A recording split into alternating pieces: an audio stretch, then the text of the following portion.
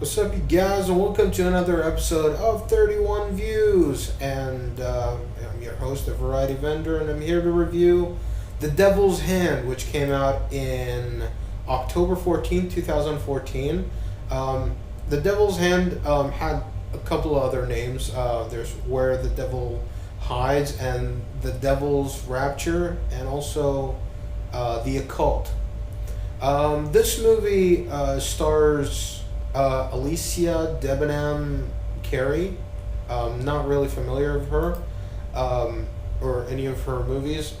She was in Friend Request and Into the Storm, and was in a few episodes of Fear the Walking Dead, and yeah, that's pretty much it. I'm not really familiar with what she's done, but I have to say that as far as first impressions go, she has left one on me for sure. She plays she plays such a great character in this movie. Like when this movie started, I was like, I don't know how to feel about this. And then as it started to unravel, and as it went through the motions, I was like, this is actually really good. This is really interesting, and it kept on progressing, and I'm more and more invested in what's going on. Now, there were a couple stupid moments in this movie, and of course, I had to expect this in this, but it never took away my full enjoyment of this movie, even though that they're pretty glaring plot holes going on in this movie. Jennifer Carpenter, she was in the Exorcism of Emily Rose, and she was also in Dexter. She played Deborah Morgan. She's a terrific actress, but at the same time, I feel like she can only play these weird characters with mental problems, and she was kind of that in this. She was this strict, this overly strict Amish woman, I think she played that character really well. Like, I really hated her in this movie.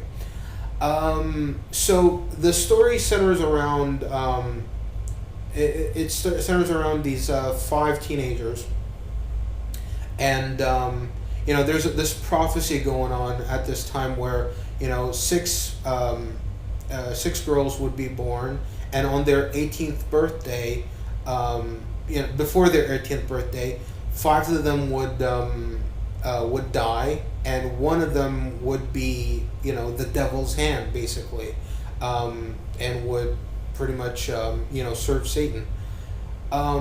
This was a very cool concept. When I read about this, I was like, okay, this is interesting. And as this movie was progressing, and you're like, who did this? And there was a lot of twists and turns, and it was a guessing game throughout. And you're like, is this person or is it that person?